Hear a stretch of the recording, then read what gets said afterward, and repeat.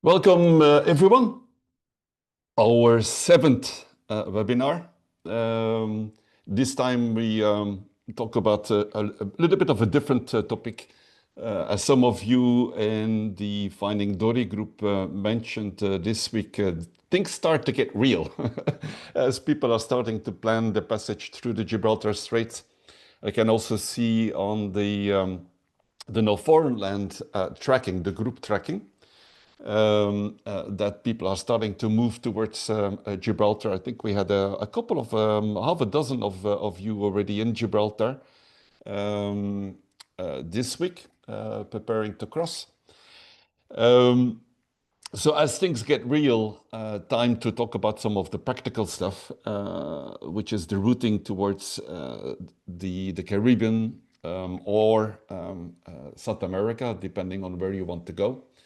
And one of the questions that the group asked is to have a look at Cape Verde, if it is useful to have a stopover, and what other things you can do, what are the some of the cautions and some of the pleasures of Cape Verde. So in this webinar, I'm not trying to convince you to stop in Cape Verde, although for me it's the preferred route. I love Cape Verde and I love the intermediate stopover. But hopefully with the input that you have in this webinar, you can make up your mind whether you want to do this or not. A bit of housekeeping as usual. We ask you to keep your audio and your video muted. I'm assisted behind the scenes by Sammy, my friend and ex-colleague. So Sammy will help me to keep people muted and to monitor the questions. The presentation will last more or less an hour, a little bit less. During the presentation, you can put your questions and your remarks in the chat box as they pop up in your mind. And then after the presentation part, we'll go into the interactive Q&A. So I'll go over the questions that you guys have. You can also at that point unmute to ask your question, elaborate on your question, give remarks, etc., etc. And please do contribute. For me and all of the people that so far have contributed in organizing these webinars, it's always encouraging to see people engage and be active. As you know, the webinar is recorded. Once the recording is processed, I'll upload it to YouTube, where you can also see all of the recordings from the previous webinars. For those of you who joined recently, and quite a few people joined in the past week, 2 weeks, which is very encouraging for me. I think gradually we become a flotilla of about 150 boats, or at least 150 people. So we're starting to compete, I think, with the ARC, which is 200 boats, or the ARC Plus, which is 100 boats. So a bit of a reminder for those who joined recently, what is Finding Dory again? Finding Dory is an ad hoc group of cruisers, skippers, as well as crew, who are planning to cross the Atlantic this winter. And we organize this group together with Noforeignland, who do a lot of the back end and the background support for me. And this is also the first year where we organized the group earlier, including webinars of topics that the group finds interesting. So this is what Finding Dory is. The group is organized for free, and it's based on collective contributions of the group. Those who joined recently have seen probably that the WhatsApp chat group is quite active and quite supportive. So if you have questions, if you have issues, if you have doubts, please do not hesitate to use the WhatsApp group. We also have, at the same time, we have a group on Noforeignland. That's where, in the chat of Noforeignland for our group, that's where I post some of the messages with a longer life span. So we have one which contains all of the introductions of people, because if you join the WhatsApp group, you cannot see the history of the chats before. So you've missed all of the introductions of people and their boats and their plans from before you joined. But you can find them back on the Noforeignland group. Also, we use Noforeignland for the tracking. I've seen a lot of you have recently activated your tracking on Noforeignland, so it's interesting to see the flotilla, but it also becomes, of course, a factor of safety. So the group can somewhere track where everybody is. And, you know, it's always interesting to see people's progress. Now, going into the core of the matter. What are we going to talk about this evening? The routing to Cabo Verde. Some of the ideas why you might think or consider stopping in Cabo Verde. Some tips and tricks in terms of approaching the islands and specifically in approaching the Bay of Mindelo, the Marina of Mindelo and the anchorage area of Mindelo. I'll give an outline of the marina and the anchorage itself with some tips and tricks. Some basic introduction of what boat stuff you can expect that can be done in Mindelo and some of the touristy stuff. You know, we're cruisers, we're not racers, so we typically tend to take the time to enjoy the areas that we cruise to. So some tips on what you can do on the island of São Vicente and the neighboring island and enjoy the true Cabo Verde. And then some basic tips when leaving Cabo Verde, when you're routing to the Blue Lagoon of your dreams, to the Caribbean, at the very end. And then we go into the Q&A. So again, if you have questions, please do not hesitate to put all of the questions and the remarks in the chat channel. Now, a bit of a disclaimer, although Cabo Verde consists of 10 larger islands, this webinar is only about 2 of them, São Vicente and São Antão, for the simple reason that I've only been to those 2. But these are also the 2 most frequently visited cruiser islands. So to give you the orientation, São Vicente and São Antão are the 2 more northern and more westerly of the islands. But the whole of Cabo Verde is a cruising area. I think we have one of our group, Vinny, who is currently already in Sal. I think he's the first one of the group to already dive towards the Cape Verde. So we're talking about the 2 northern islands. The most northern one is São Antão, the bigger one, as you see in the circle, and then the smaller one just below that is São Vicente, where also Mindelo is. Now, I don't know if you're familiar with Cabo Verde, but at least one thing, you know, this is part of the webinar to bring some cultural inspiration. I don't know if you ever heard of Cesaria Evora. She is probably the best known Cabo Verdean. She is a singer-performer who unfortunately passed away a couple of years ago. And she's actually from São Vicente, from the island we will go to in our webinar. Actually, the international airport of São Vicente is called after her. So you will see her drawings on the walls on the island. And this is also probably why São Vicente has such a music tradition. Music is very, very popular. There's music, live music in the bars and in the restaurants almost every evening, certainly in the weekends. And all of it is in the typical Cabo Verdean style. So point number 1 is achieved for me.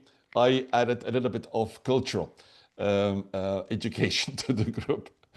Now, as you route to Cabo Verde, typically from the Canary Islands, this would be typically and probably in the most favorable situation, the winds that you will see, apart from maybe the warning for lightning, which you see on the screen towards the left, the lower left.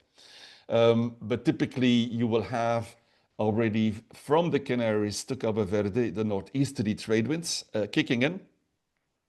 And then you will have these blue areas, which are influenced, this is the low wind areas which are influenced by the Azorian highs, as well as the North Atlantic lows as they're crossing in.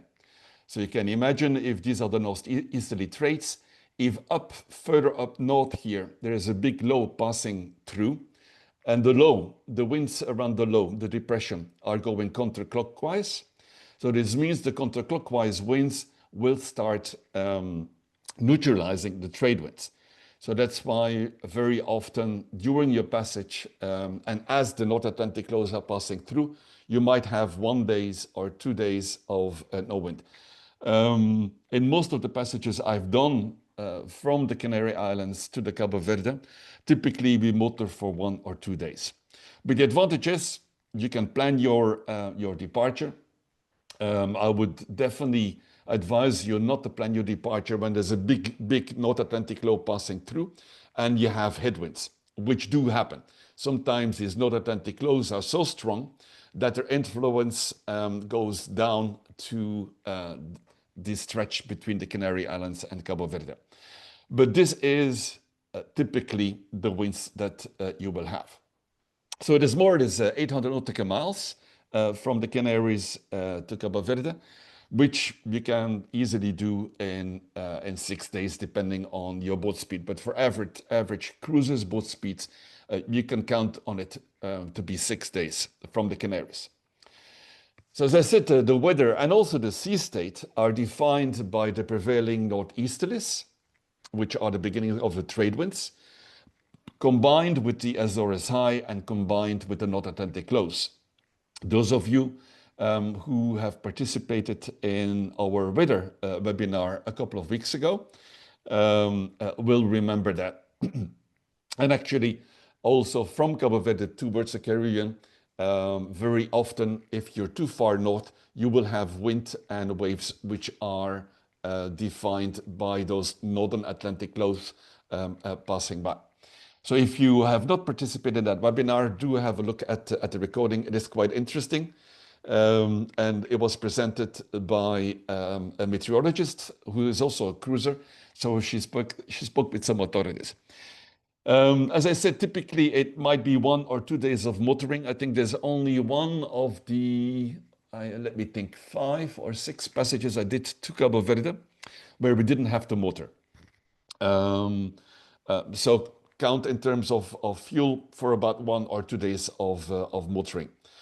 Last year, with one of the boats that I crossed, we tried to wait for a window where there was no need for motoring, but we waited for 2 weeks and then we gave up because the North Atlantic lows were coming in at this time of the year, and it will get worse in November, so fast that there was never really a window of 6 days where there was good wind, a good following wind all the way. Depending how close you are towards the Moroccan coast, you will get occasional, typically morning fog, and it can be quite dense. And your visibility might be obscured by Sahara dust. And that Sahara dust also continues up to Cabo Verde. We'll come back to that a little bit later. The most commonly routing that people use is basically rumline, is almost straight from the Canaries to Cabo Verde. Depending on the wind predictions, you might choose to go a little bit further east or a little bit further west. I would, however, advise not to go too close to the coast of Morocco because of fishing activity, fishing nets. But very often also, and that you will see in the wind predictions, the wind is quite a bit stronger closer to the coast. Or you might have the opposite. Closer to the coast, you might have no wind while you have good sailing winds a little bit further. So you might deviate from your rum line a little bit east or west, but basically it's almost a straight line. With the trouble that we have in Yemen, there's a lot of cargo traffic that typically would have gone through the Suez Canal that now goes via South Africa and comes up the coast. So there's quite a bit of cargo traffic following the African coast, going up north towards Europe, towards the Med, or towards North America. So keep your eyes peeled for cargo traffic. There's also quite a bit of fishing activities. Keep in mind, and this is also for your transatlantic, that some of these fishing boats are not on AIS. We had, I think, last year quite a number of Chinese fishing vessels, very small boats which fish around a mothership somewhere. But these smaller boats were not on AIS. And as they were low, they were very difficult to be picked up by radar. There's also some floating fishing nets, even quite deep into the ocean. Some of them are marked. Some of them are marked with a light. Some of them are not. So keep your eyes peeled. And last year also we had seen quite a number of FATs. I don't know if you know what FATs are, fishing aggregating devices. So these are basically floating bait cages in the ocean, which aggregate smaller fish, which aggregate bigger fish, and then fishing vessels would typically fish around those FATs. Some of those fish aggregation devices are marked with a buoy. Some actually are on AIS, many of them are not. So keep your eyes peeled for fishing activity. Now, a fun fact. You will see and witness something really strange on your VHF. Typically, when we took our courses to become skippers and sailors, people teach us that VHF is line of sight. That is true for probably 80% of the cases, but there are a lot of atmospheric conditions that allow VHF signals to propagate. And the stretch between the Canary Islands and Cabo Verde is a very typical area where there is an atmospheric phenomenon called troposphere. And that allows VHF signals to propagate, to travel much further than you would normally see.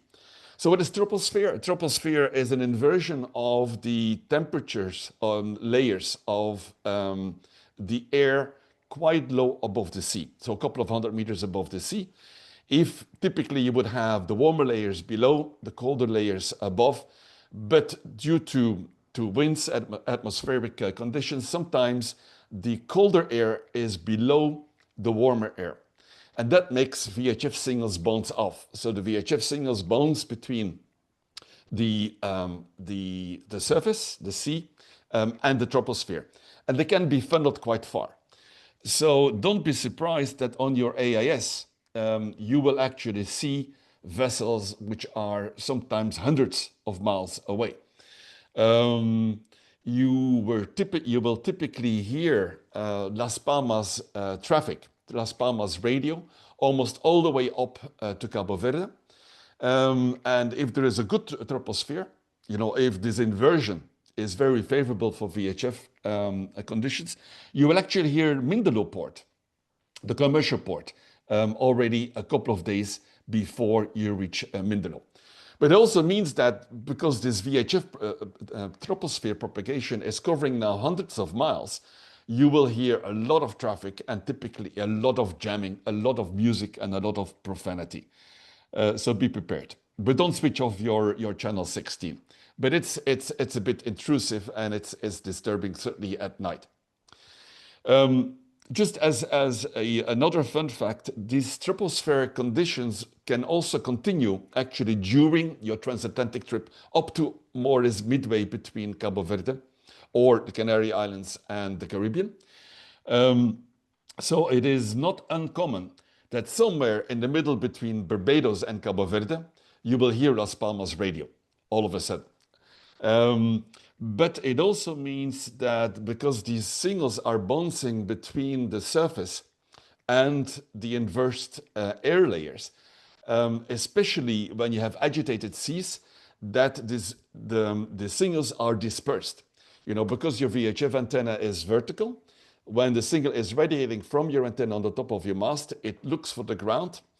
So it looks for the sea around it. And if that sea is very agitated, already from the first bounce off, your signals are dispersed. So it is very well possible that you hear Las Palmas radio almost 2,000 miles away, but you might not see other vessels on your IAS, which are 15 miles or even 10 miles away. So keep that in mind. And this is particularly true in agitated seas. Just to give you an idea, this is the troposphere. In the north, we have the Canary Islands. And then here in the south, we have Cabo Verde. You see this colored area, this is a troposphere area. And this is typically for this time of the year, all the way up to February, where the high activity is. All right, so I hope that I reached number 2 of my checklist, is to teach you about troposphere. No, it's number 3. We have Caesarea, we have fish aggregation devices, and now we have troposphere. Now, why would you want to route via Cabo Verde? Well, basically, you have to go south anyway, right? So if we look at the routing of the arc, which goes from Las Palmas to St. Vincent in the Caribbean, you will see from the 200 vessels that many of them actually go from the Canary Islands, following almost the rum line to Cabo Verde, and then bend off towards the Caribbean. So they basically come, many of them come within 100 miles of Cabo Verde anyway. You will see here, there's actually a couple of vessels which diverted to Cabo Verde because they had technical issues. So basically you have to go south anyway. And remember that my golden window is somewhere between 14 degrees north and 10 degrees north to cross towards the Caribbean. So this means that even from Cabo Verde, you would have to go a little bit further south to go into, in my experience, what is the golden area to cross. Now, a second thing is that, to me, it's a nice short break. It's almost when you would sail from Gibraltar and you would go straight to Cabo Verde. Many of you don't do that and stay in the Canaries for a little while. It's more or less the same, you know. Why would you go from the Canary Strait to South America or to the Caribbean? It's a nice short break. So it's a possibility to rest a bit, to refuel, to reprovision, to check the boat and the crew. And basically, you know, we're not racers, we're cruisers. So just chill and explore. Maybe it's a set of islands or a country that you have not visited before and that you might not visit again.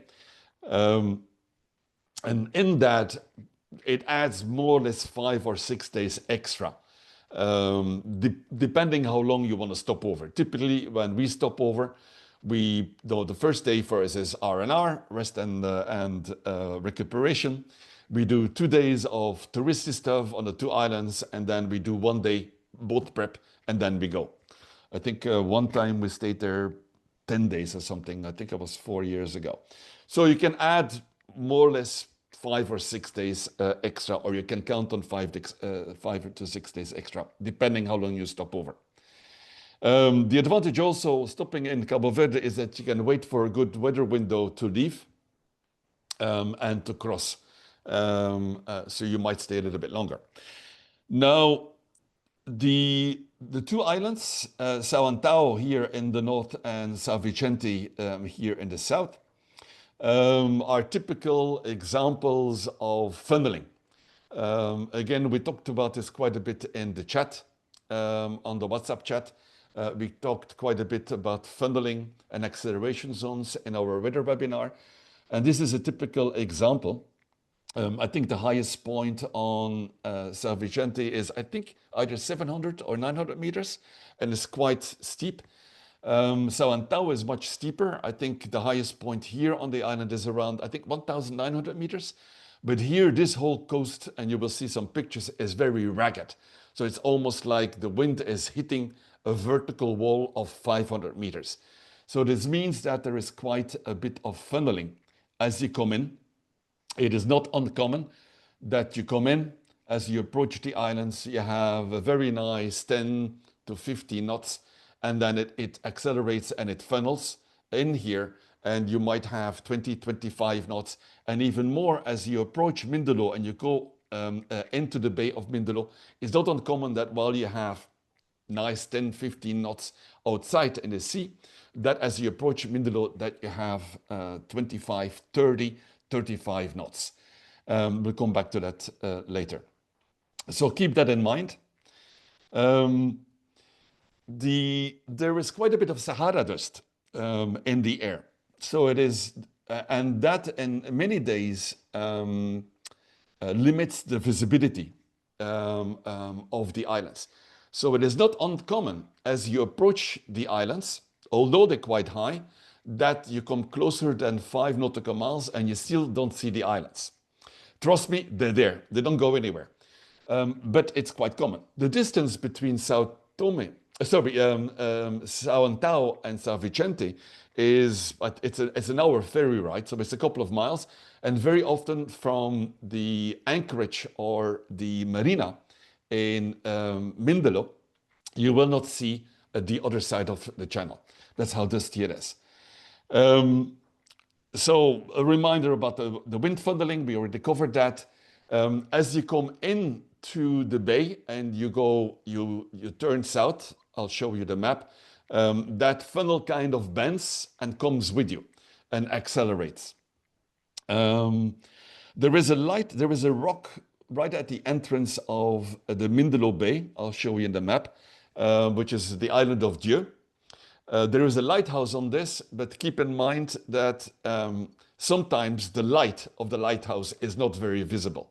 I can't remember top of my head what the documented range is of the lighthouse, but last year we came and we actually sailed very close past the island of Dieu and we couldn't even see the light. So I don't know if they had at that particular time a technical problem or not.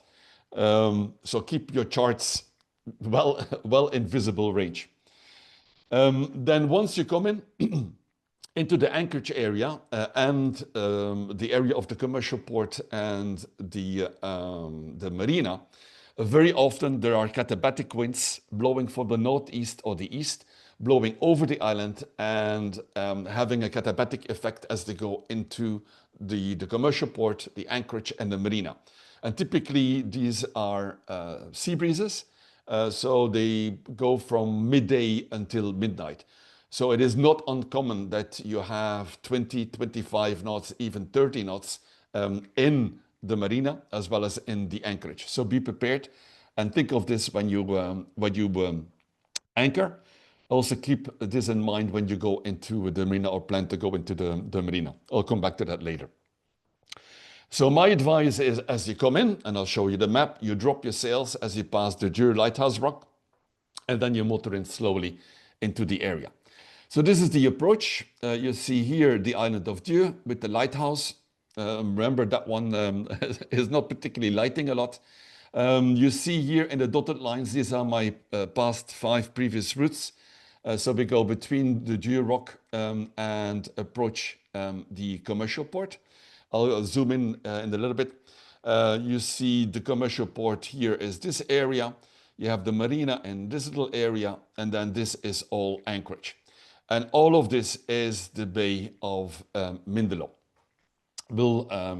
I'll show you something a little bit more detailed in just a moment. If possible, it's not always easy to do the planning, but if possible, I would advise you to approach Mindelo Port, the anchorage as well as the marina during daylight.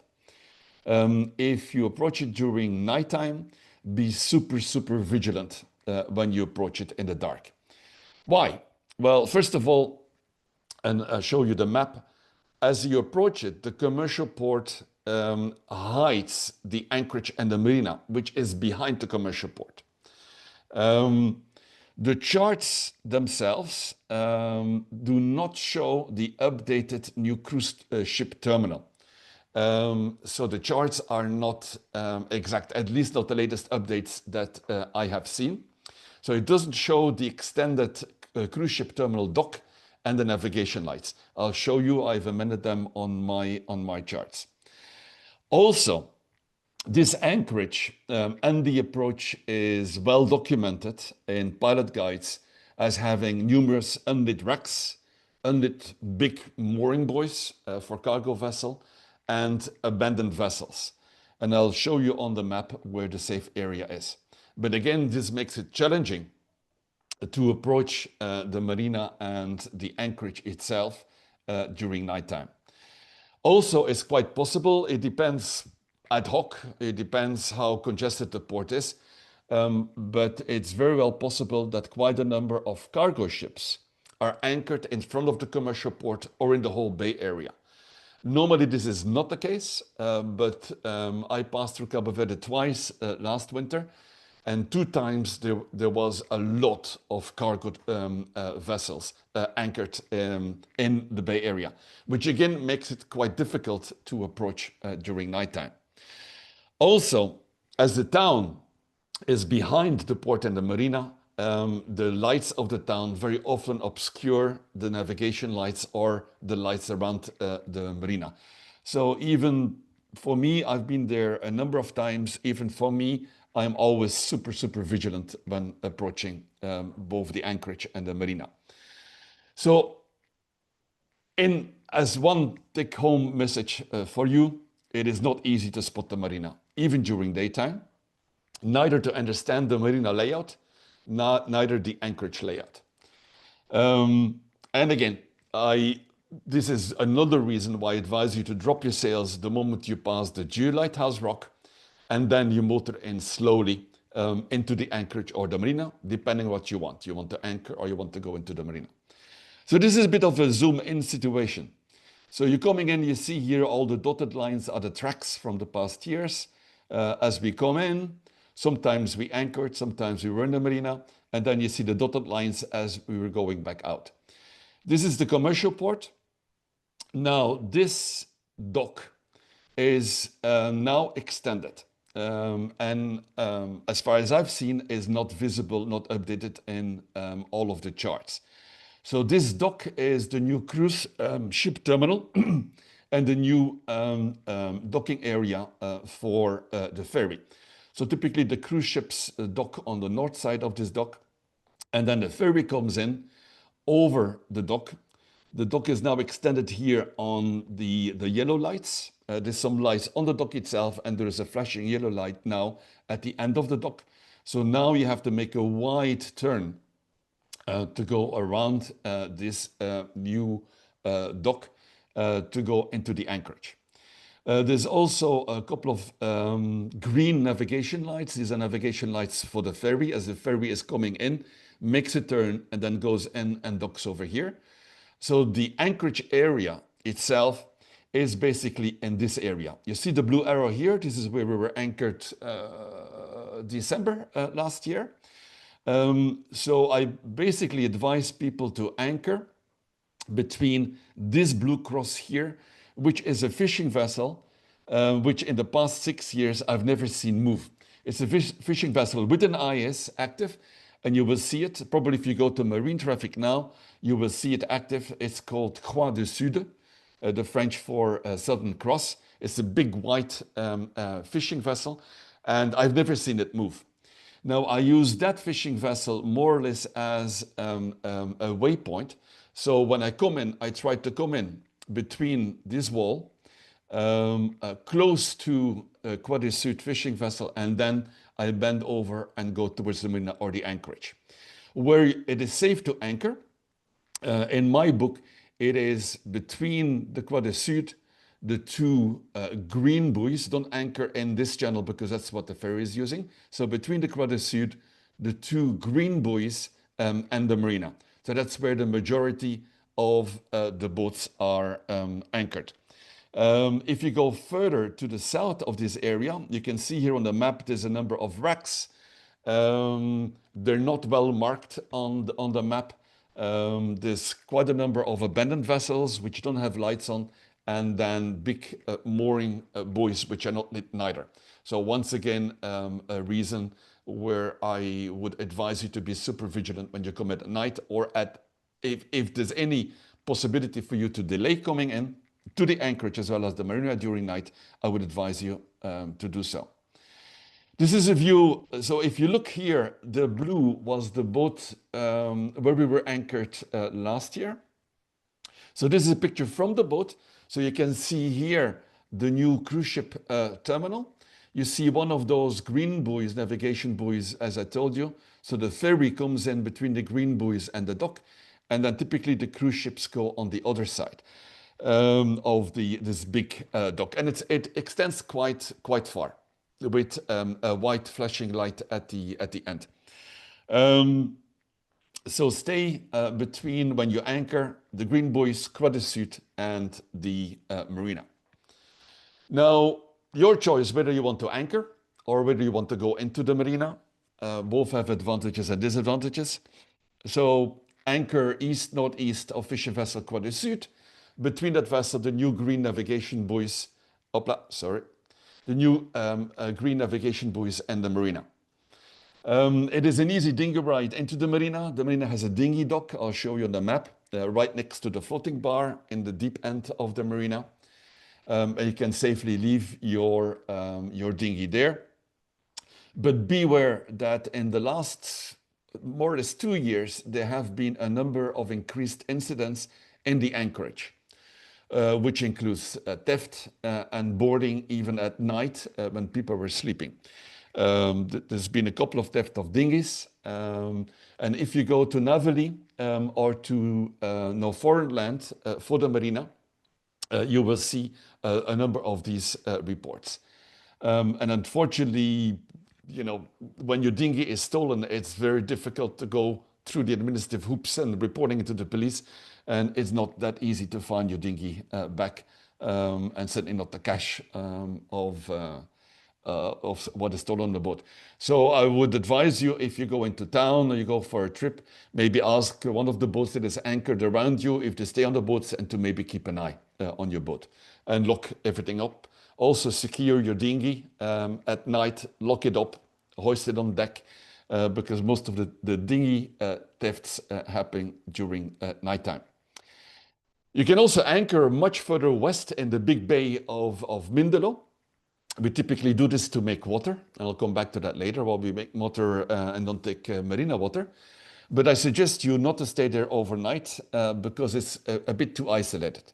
And one of my friends actually had their dinghy stolen while they were anchored in the west of the bay at night. Luckily for them, they got the dinghy back because they actually saw the dinghy racing off during the night. If, however, you don't want to anchor and you want to go to the Mindelo marina, then this is the layout of the marina. This is north up. So you have the big concrete dock. The shore is here. You have the floating bar. You have the dinghy dock next to it. You have the marina office and the toilets and the showers in this part. And there's a couple of offices from trip operators and diving companies. And then at the end of this dock is the chandlery, the small chandlery office. Now, an interesting thing about this marina is all of these docks are all floating, and they're not anchored. And many of you come from the Mid now, or when you go into a marina in the Canaries, typically these docks in Europe would be at intermittent intervals, have a pillar and lock the docks. These don't. So this means that these docks are moving quite a bit. Not only because there is the wind, the katabatic winds coming from this side, which is the east-northeastern side, can be quite strong. So we can imagine all of these boats jerking on the docks. So it is not uncommon that actually people trip on the dock simply because of the docks moving. This also means that you have to be a bit careful with your mooring lines, and I'll come back to that later, but it's definitely advised to have a damper on your mooring lines, because it is not uncommon that people shave the mooring lines or simply break the mooring lines. Also, there is quite a bit of a swell coming in from this side, strangely enough, because the prevailing wind is coming northeast, but the swell bends around the island and very often comes into the marina itself. So it can be quite swelly, especially here at the outer dock. The outer dock here is typically used for bigger boats. It's right next to the fuel dock here. The little red square is a fuel dock. And then all of these boats are moored onto the dock. I'll show you later in a picture how this is done. So if you would come in during nighttime, because the marina is only open and has docking personnel, marineros, only working somewhere between 9 in the morning and 6 in the evening. When you come in into the marina at nighttime, typically people dock along the fuel dock here, or they dock on the outer dock, the F dock. And the F dock has Greek mooring with anchor out. I'll come back to that later. If you come in during daytime, the marineros will typically ask you to come and hold in this area. So you wait here, you circle around, and they will come then with their dinghy to help you get into your slot. And I'll show you why it is advised to wait for them, except for this dock here and the fuel dock. It's not easy to dock into the Mindelo Marina. This is the aerial picture. So we have the Mindelo city in the back. We have the big concrete dock with the marina offices and the showers, blah, blah, blah. You have the floating dock right here. You have the little chandlery. You have the fuel dock here. You have the outer dock. And you can see here, this is a vessel probably waiting to be docked in this holding area. Mind you that this is an older picture. So this dock now is extended quite far. I would think probably about 500 meters or so. So this dock goes much further now. So the marineros will ask you to wait. You call them on VHF. You tell them you're approaching. And then they ask you, okay, wait off the fuel dock, and they will guide you in. Why it is, I mentioned you, it is rather tricky to get into the marina, not only because of the wind. And the wind by itself would already be a challenge. So the wind is coming straight from here, the top of the picture, and blows almost straight into the marina. And as I mentioned before, it can be quite strong. Last year, I think it was in February, they had 3 days, I think, of 35 knots in the marina. And there was a lot of damage on the docks and on boats which were docked. And as such, you know, even if you see this is a pretty narrow marina, it is not easy to maneuver a boat. So unless if you go by the fuel dock or on the outer F dock without assistance, then wait. And I'll show you a picture with a zoom in of this particular area here with the circle. This is typically how the boats are moored. So the wind is coming from the top of the picture.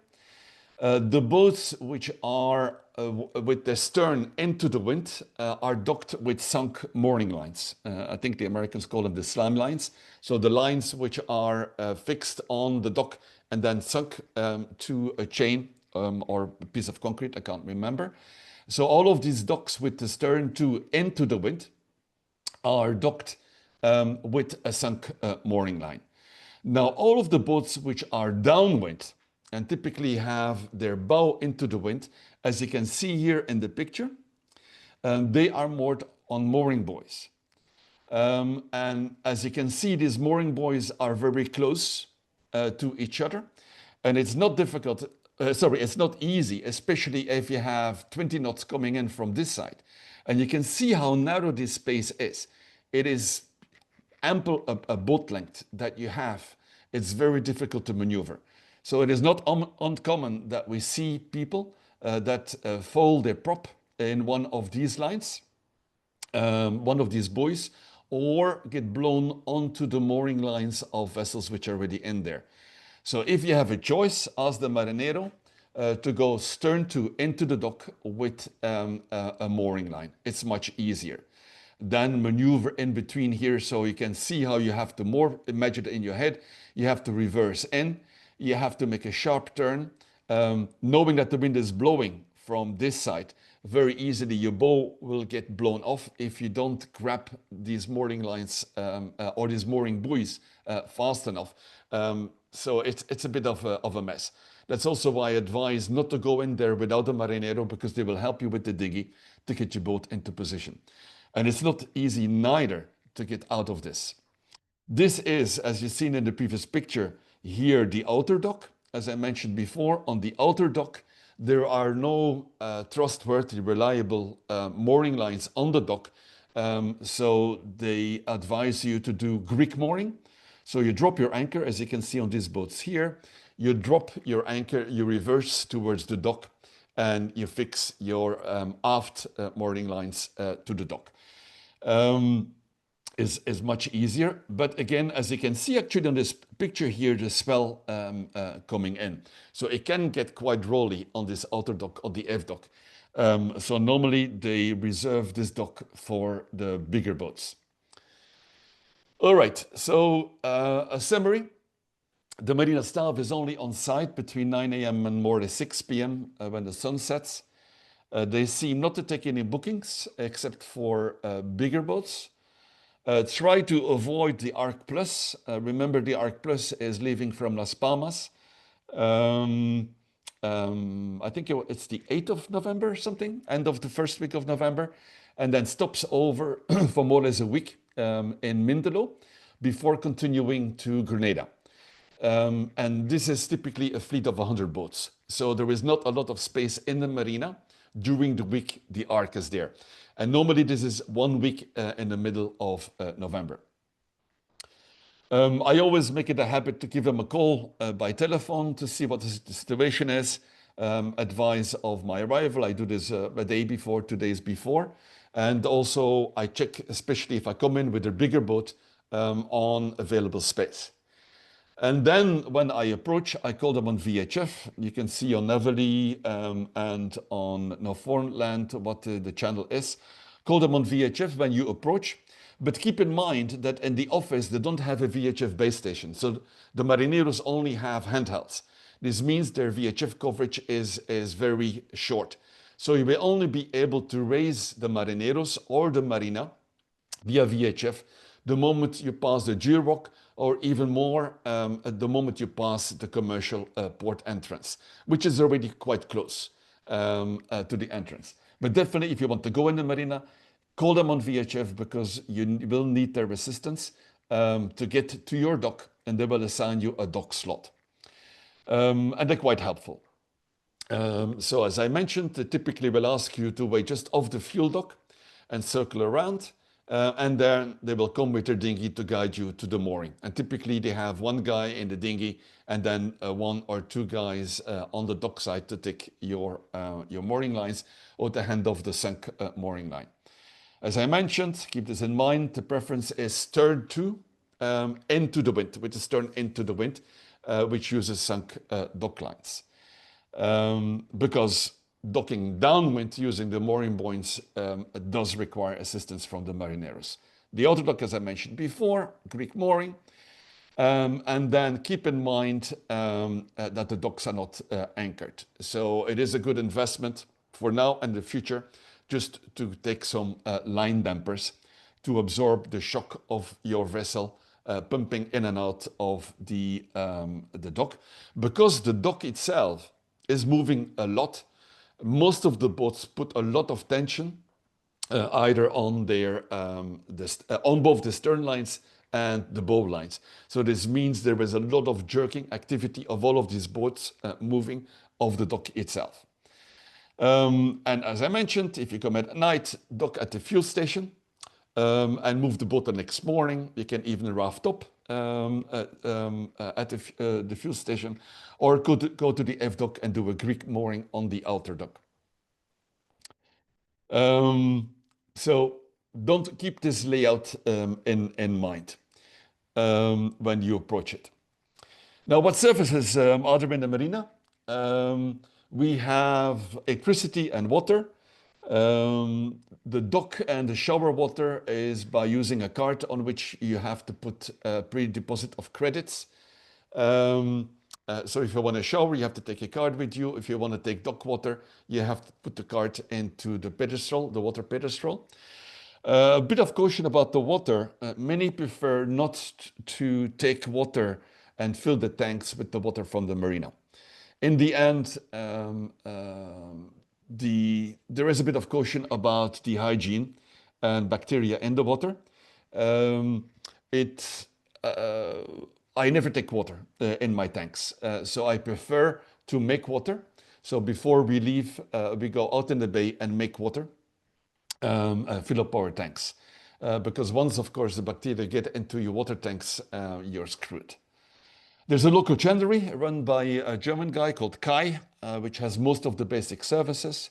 There's a good local sailmaker, who is actually also the marina manager. There's local divers that can clean your hull. People told me that there is a crane in the commercial port to haul out, but I haven't seen it. But it's definitely not a place where people haul out. There is no haul out facilities in the marina itself. But you can find technicians, you can find mechanics, you can find fridge technicians, electricians, and reasonably good ones. I only heard complaints about the mechanics from Mindelo, but I have very good experiences with fridge technicians and with electricians in Mindelo. But do ask the advice from the chandlery. So normally we ask the chandlery for contact, and I give them a call. And then fight for their priority, because typically in the season there's quite a bit of boats in the marina. In the marina itself, there is basic security. There's a night watch, a night guard. Normally there's a badge access to enter it, although last year it was broken. So I have not heard of frequent theft, but of course, when you leave your boat, lock your boat up, which is true probably in any marina. There's no laundry service itself in the marina, but there are ladies that walk over the dock and pick up your laundry in the morning and then deliver it back to you either the same day in the evening or the next morning. Do keep an eye on it, that these ladies get bags of laundry from all of the boats. And typically, if the marina is very busy, it is not uncommon that they mix up some clothes and some underwear from one boat to the other. So it's always interesting to see the chats of the flotillas coming in with pictures of ladies' underwear saying, this is not ours, who does it belong to? Or people saying, well, I missed a gray short, who has found it in his laundry bag? There is also a laundromat in town itself. We'll come back to that later. And then as you walk out of the marina, you go over the concrete path, then be vigilant. There was a time up to about 3 years ago where there were a lot of prostitutes hanging out there. There are a lot of beggars, and they're very persistent. So if you walked into town at that time, they would keep on following you into the shops. And at times they would be quite aggressive. I have to say, in the past 2 years, it looks like the police has cleaned up quite a bit. If you're in town, still be vigilant, especially at night. But it's not an area that is typically what I would call as dangerous. So this is more or less the layout of Mindelo. You have the town behind. You actually have Monteverde in the back. We'll come back to that later. So it is a pretty small town. There's not much of high rises. There's a couple of hotels, but this is not a typical touristy place with big tourist resorts. It is a small, almost provincial town, but nevertheless, you can find most of the services. Here you see again the marina. Remember, this dock now is extended and extends way beyond this picture now. You remember the fuel dock, the F dock. So town is basically a small walk down the dock, and you're already in the shopping area and in the area with the banks, etc., etc. So what can you find on shore? First of all, it's the island of music. So enjoy the local scenery. There's lots of bars with live music. And the Cape Verde music is quite relaxed, melodic. But of course, there's some disco bars in the area also, if that is your scene. But it's basically the island of music. There's live music almost everywhere. The floating bar in the Mindelo Marina is one of the most iconic cruiser bars. The same as the saggy dollar bar, probably in the British Virgin Islands, or the bar, I forgot the name now, in Mustique. So it is one of the areas with a nice sunset view right next to the dinghy dock. So this is where most of the cruisers hang out. There's only a few supermarkets. As you can imagine, most of the goods are imported, so are quite expensive. There are local veggies and fruits, but most of them are imported from the next island, Sao Antao, because Sao Vicente is quite barren. There's hardly any rain, bar some tropic downpour as they had with tropical storm early a couple of months ago. But typically even the veggies and the fruits are imported from Sao Antao. And you don't have a very wide variety of fruits and vegetables you can buy. But you can find frozen meats, you can find cans, you can find soda, beer, of course, in most of the supermarkets. There are no big supermarkets like Conat or the big supermarkets you can find on the Canaries. So make sure that you are properly provisioned in the Canaries before you cross over. We basically use it to add up. And then on one of the boats that I crossed, we didn't have a fridge. So we bought some fresh meat and some fresh vegetables to beef up our supplies. There's also basic hardware supplies, hardware shops. There's some pharmacies, basic medical services are available. There is an international airport. And overall, it's a nice little town. So I enjoy strolling around with the bougainvillea trees in town. It's quite safe in town. There is one area not far from the marina where typically the drug addicts would hang out. But this has also been quite cleaned up. And of course, enjoyed the music in the restaurants and in the bars. Look at Noforeignland. I've been amazed at the level of details of all the facilities that you can find on in Mindelo. I couldn't find anything that I could think of in Mindelo that is not on the map. And it goes from here, it's just outside of the picture, where you can refill your canisters of gas, the different small supermarkets, the laundromat, the local markets, the hardware stores, the pharmacy, the cash points, etc., etc. Now, do venture out of Mindelo itself. There's some beaches close to the Mindelo Marina in the Bay Area.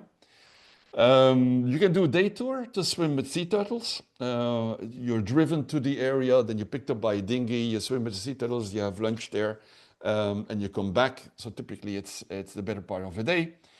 Do take a local taxi up to Monteverde, up the mountain, at the highest point.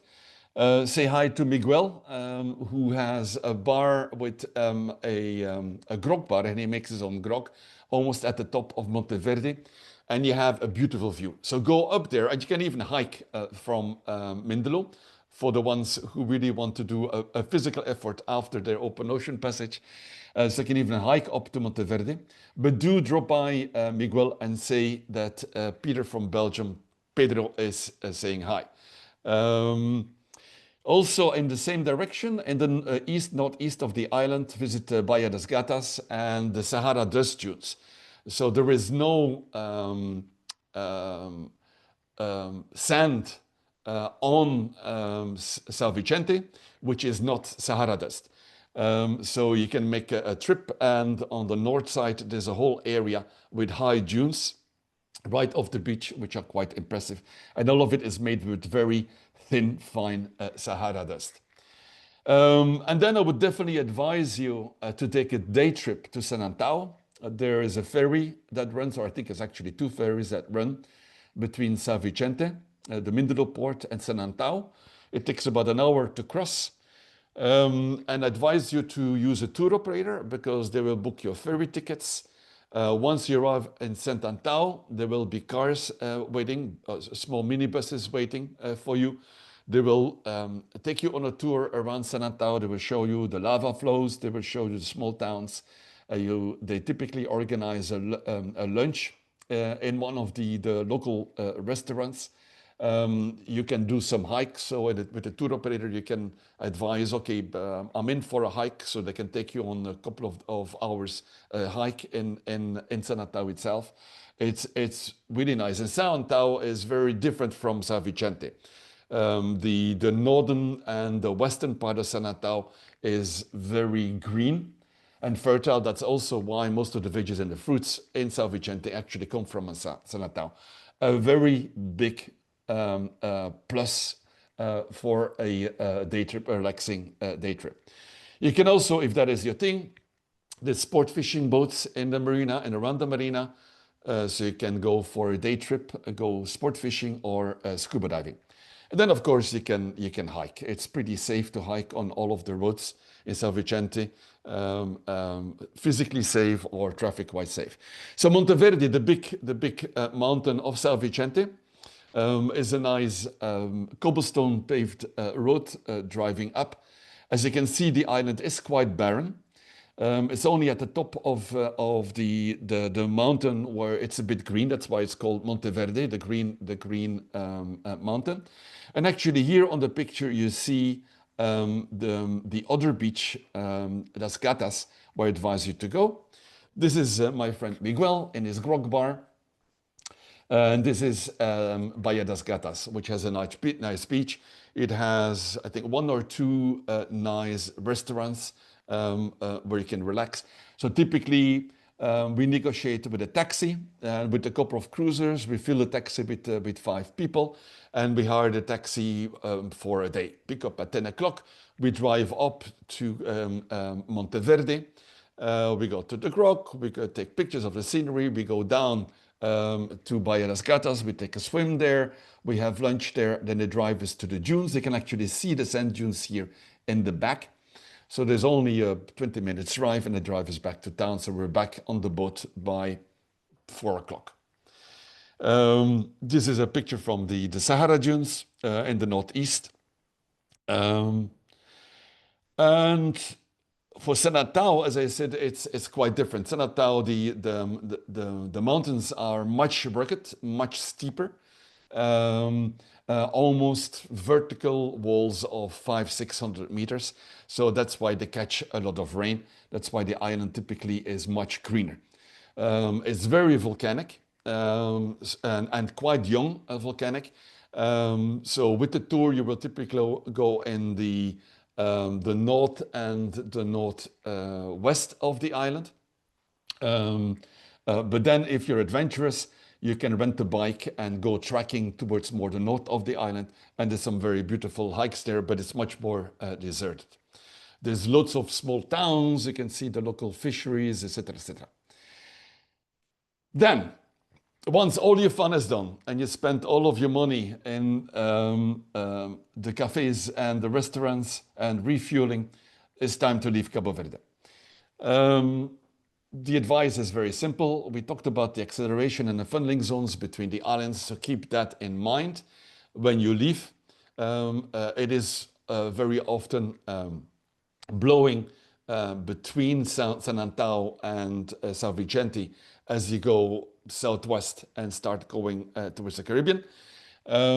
Beware also of the wind shadow. The highest point on San Antão, I think, is 1,900 meters. It is in the south of the island. So there is quite a bit of a wind shadow that can stretch up to like 50 miles, 60 miles. And it's very black and white. You can actually see it on the surface of the sea. You can see the wind shadow. And you can easily sail. And 1 minute you're in 50 knots and then you cross into the wind shadow and there is almost no wind whatsoever. So keep that in mind. And as I said before, the advantage in stopping Cabo Verde is that you can choose your weather window for departure. So plan your departure when you actually have wind. It does happen that there is, for a couple of days, no wind whatsoever leaving Cabo Verde. And I hate to start a departure when you have to motor for 2 days or 3 days already until you reach further south and you come into the trade winds.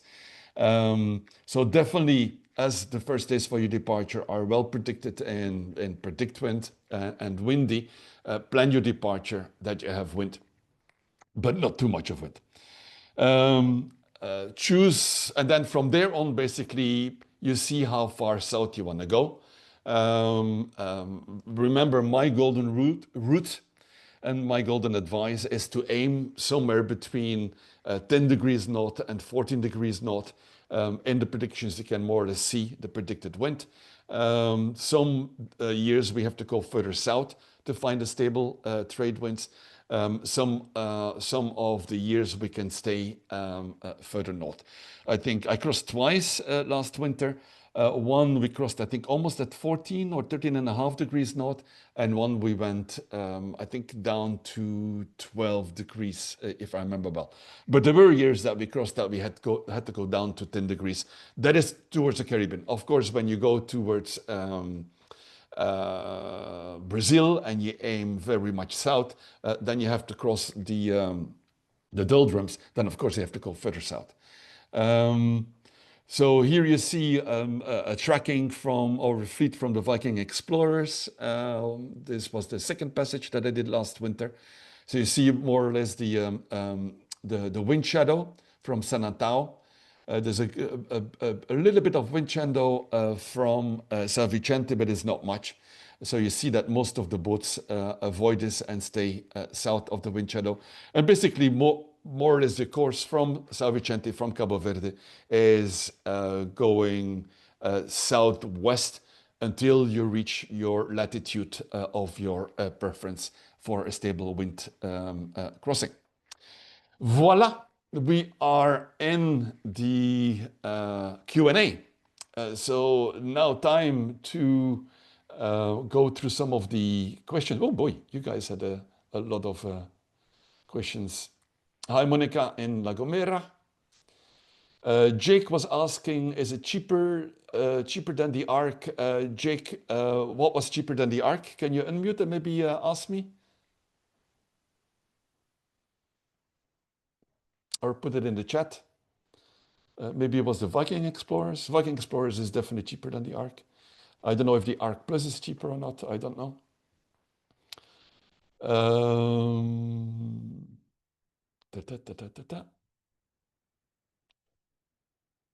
Okay. A good from Peter, the other Peter. And the Navionics map for West Africa as Cape Verde is in North Atlantic is not on the map. That's a very valid remark, Peter. So that's why it would not be that I come on a boat helping the boat to cross the Atlantic where the skipper is stingy and did not buy the maps. I have always my iSailor backup on my phone. And I mentioned it in the group chat before that my iPhone once saved me because once we approached Mindelo and all of the navigation systems on the boat went out. So I had no depth, I had no wind, I had certainly no navigation charts, etc., etc. So it is on a different card. When do you have to switch the card and switch again to the Caribbean? It's up to you. Normally, well, there are no obstacles towards the Caribbean from Cabo Verde. So there's not much of interest. There's a couple of deep water buoys, I think from NOAA, from the North American Oceanic Research Institute. But for the rest, there are no obstacles. So basically, the moment I leave Cabo Verde, I switch, depending on what charting system that you have, I switch to the Atlantic charts on my phone. So yes, the green buoys are starboard buoys, Peter, just like in Europe. These are the green buoys, the new green buoys, which are demarking the channel that the ferry takes next to the new dock. Monica says they called slime lines for a reason. Yeah, particularly in the Mindelo marina. That's also why I advise not to make water in the marina itself. The water is quite dirty. Again, because the swell comes in, even though the wind blows offshore of the marina, it is quite dirty water. So there are definitely slime lines. Also from Monica and Vivere, do the marinas know what they are doing? A lot stands and falls with their expertise. Well, it depends which marina that you have. I would say most of them do know. but I do not hesitate to tell them who's in charge. So sometimes they give me strange advice on what to do when we moor the boat. So we make sure that they understand it is a skipper's decision. I have seen a couple of the marineros bringing specifically big cats. And specifically if they have to go between the mooring buoys and go downwind if they have to maneuver there. It is not the first time, even with marineros, that I see a cat with a fault prop because they caught one of the mooring buoys in the marina itself, or they caught one of the mooring lines of the other boats. I would say it's a bit of a gamble. I've seen some which were very ill-advised, but most of them do know what they're doing. Okay, MV Dake says another iconic bar is Peter's Sports Bar in the Azores. I can take your card for it. I've never been to the Azores, so I wouldn't know. Can you pay in local currency? Yes, you can. There is several ATMs in walking distance from the marina. You can, for some stuff, pay in euros or dollars also, but then typically in the shop, the exchange rate they give you is not very favorable. And in some shops, they do not have credit cards. Even in some of the supermarkets. So before you come with your 2 trolleys of beer, make sure that you double check whether they have a card or not. But if they have a card, yes, you can pay in local currency on most of the credit cards or cash. And there's not much of a limit of what you can get from the ATM machines, but you might have to do it in several tranches. I think last year we did one of the border provisioning for a couple of $100, and we got this in cash from the ATM in local currency, of course. What is it with the boats at the mooring buoys very close to Namibia in the northwest? Ask Vale. Vale, these are local boats. I know exactly which ones you mean. Let me scroll back.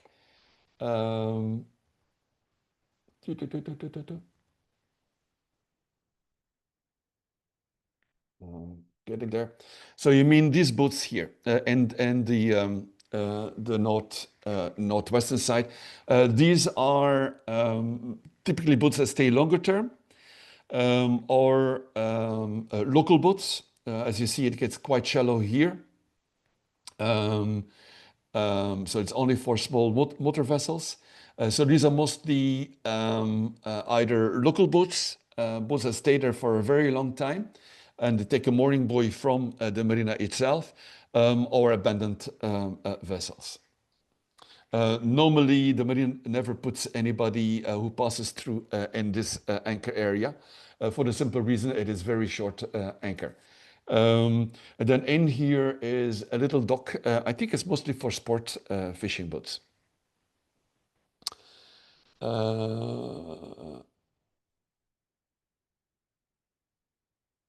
Okay, for Monica, on the mooring buoy and then reverse into your berth. So again, that depends if you are upwind or downwind. So if we go again to my Zoom here.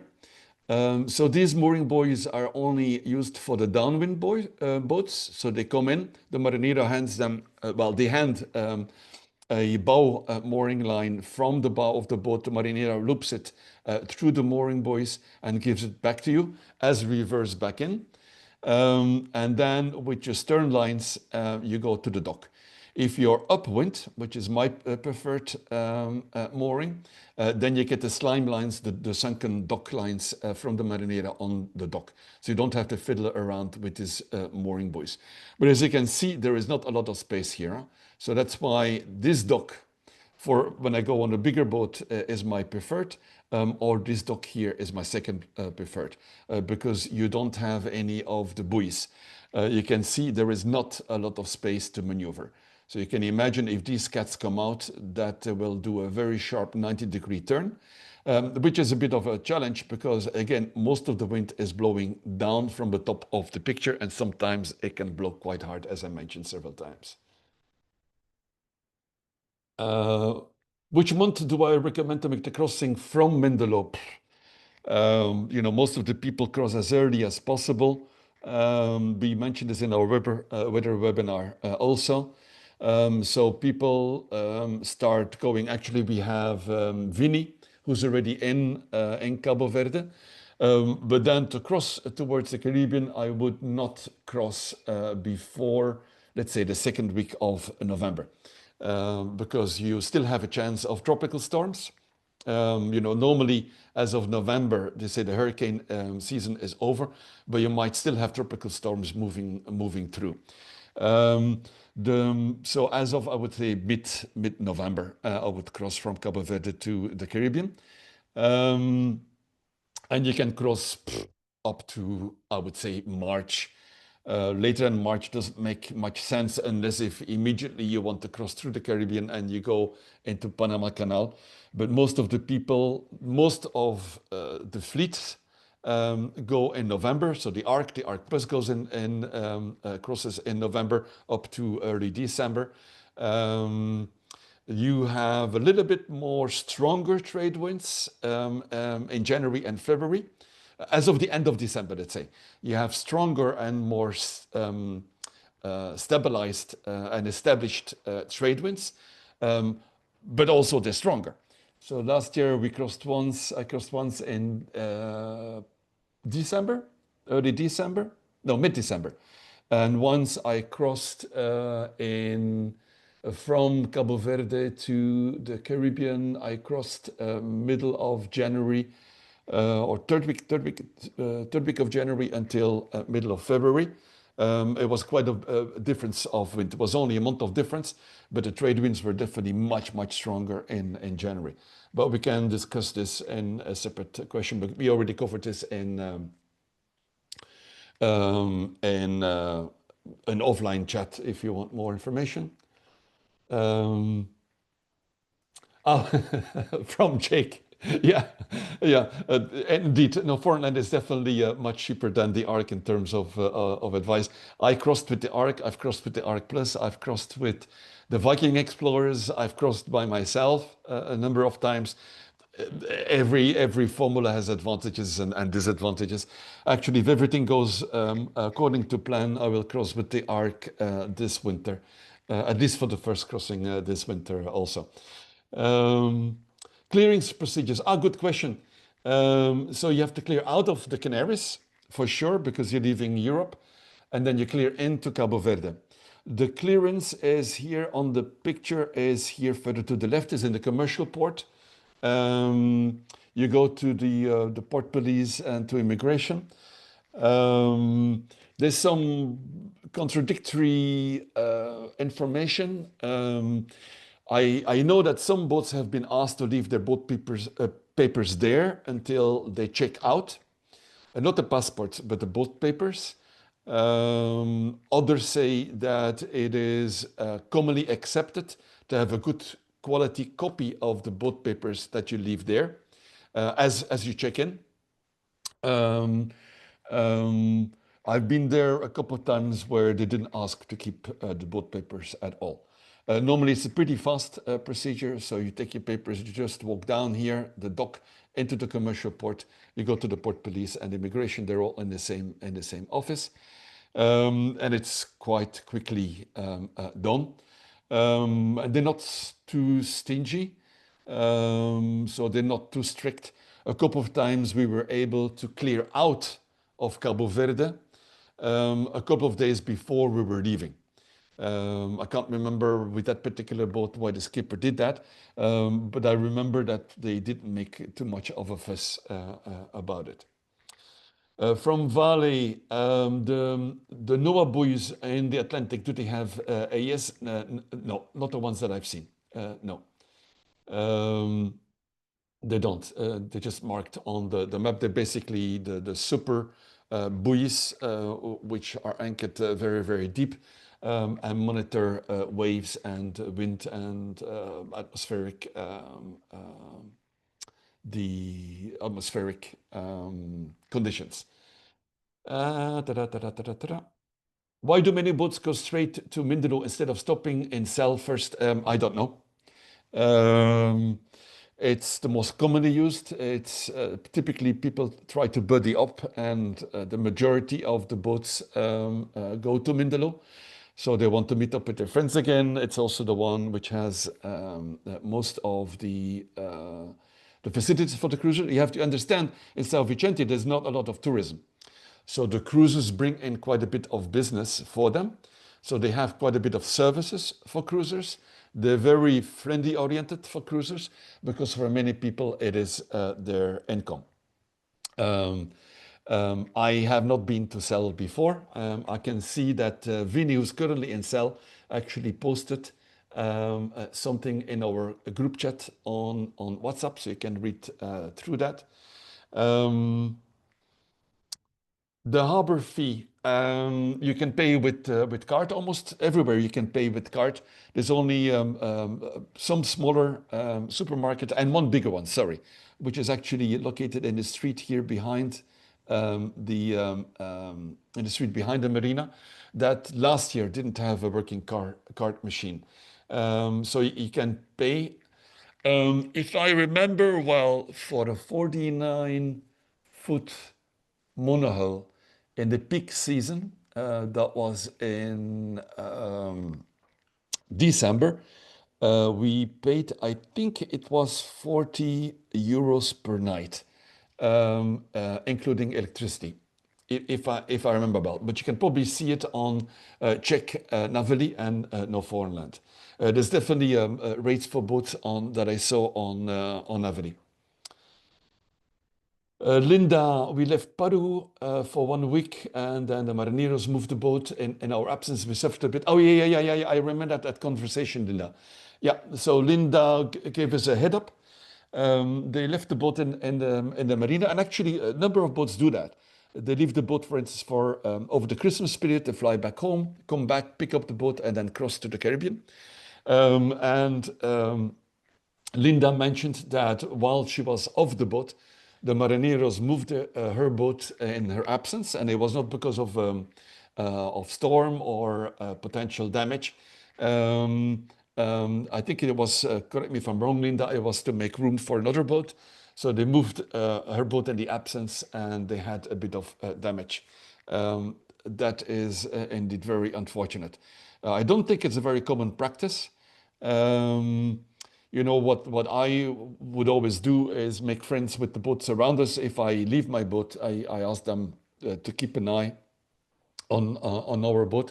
But this is unfortunate. It's also why I said, you know, it's a bit of a gamble with the marineros in the marina.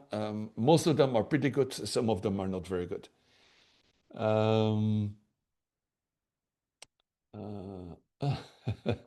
Monica, we can probably have a webinar on horror stories of marineros and marinas. Monica was explaining they had a failed prop because of a marinero. That's why before I go into marina, I always look on Noforeignland or on Naveli to check for the comments. So I know more or less what guys that I encounter. But typically, I'm always very strict. There's only one skipper on board, and he or she gives the orders, and that includes the marineros. If they don't like it, they can buzz off. Can we have arrival clearance for the other islands? Renault, the clearance is for Cabo Verde. You can clear in also in the other islands. I don't know which ones. I don't think you can clear in Sao Tome. In San Antão. Vinny gave some input here on Sal. I know in Praia you can also clear in. I think Boa Vista also. You would have to check in Naveli or on Noforeignland. But I'm pretty sure that most of the other islands you can clear in. And you can clear in then on a different island. Your clearance is basically for the whole Cape Verde area. Could you dock with the boat to upwind? Yes, you can. Anja and Håkon, you can here you can go boat to. The problem that you have with boat is, of course, to get off your bow onto the dock. And there is a second problem is that because there is a lot of jerking, it is not the first time that the bow of one of these boats that goes with the bow onto the dock hits one of the pedestal and knocks off a water or an electricity pedestal, because typically the bow and the bowsprit go into the dock. But yes, you can with the bow to the dock upwind. What happens if you have not checked out in a European country arriving in Cabo Verde? I don't know. I've never been in that case. I do know in most of the countries in the Caribbean, when you arrive, that they ask you for the stamped exit, proof of exit from Cabo Verde. But to be honest with you, I don't recall if in Cabo Verde itself they check your checkout from Europe. I don't know. Is the bar cash or card? Both, Peter. So I see I've raised Peter's interest in the floating bar. It's cash and card. Actually, most of the restaurants and the bars, it's cash or card in local currency. Is it possible to go there when the Ark is there, or is it totally closed for other sailors? It's not the Ark, it's the Ark Plus that goes there. The Ark goes straight from Las Palmas to St. Lucia. The Ark Plus goes from Las Palmas and stops over for more or less a week in Mindelo Marina and then continues. There are still spaces available. The Ark Plus is typically limited, I think, to 100 boats. So there are still places available, but you cannot book. So it becomes a little bit of a fight. I don't know exactly how many birds there are, but you can more or less count the slots here. So yes, it's possible to find spots in the marina. But then again, when the Ark Plus is there, most of the people are at anchor. It is possible if you're there before the Ark Plus arrives, and as the Ark Plus has reserved all of the slots, and they typically put all of the boats on the same dock area.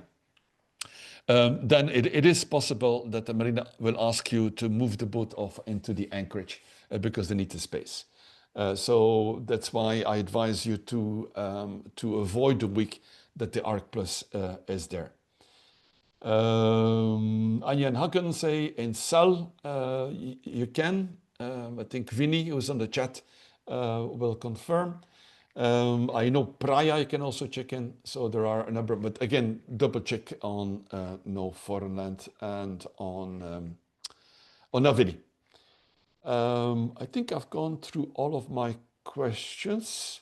If anybody else has a question, you can unmute now and ask the question or ask for further clarification. We're almost at the end time. I see nobody unmuting. So with that, I hope I answered most of your questions. I hope I helped you in making up your mind whether you want to stop over or not. If there's further questions, put them on the WhatsApp chat or send me a direct message on WhatsApp if I can help you. I will. And do use the resources of Noforeignland and Navili to find more information, background information, and to double check if all of the wisdom that Peter has conveyed is all true and is also witnessed by the other people. Don't forget also the moment that you start going to the Canary Islands, the moment you start moving towards across the ocean or even to Cabo Verde, I do strongly encourage you to use the Noforeignland tracking. We have a group tracking. I think there's probably 40, 50 boats already active in there. It's an additional safety measure. I will put again on the WhatsApp chat. I will put again the link to our group. I think it's actually, it's in the pinned text on the WhatsApp group chat. So have a look. And I would definitely suggest you to register for the tracking. It doesn't cost anything, and it's good for the other fellow cruisers in our group to see where people are. Thanks also for Vinny. I see Vinny was not able to join us via WhatsApp because I think he has limited connectivity, but he gave a bit of a brief on the WhatsApp group. With that, I thank you for joining me in this webinar. I don't know where the next one is. I'm trying to gather people to speak. You guys asked for one about fishing while cruising. Not my forte, but I'll try to find some speakers.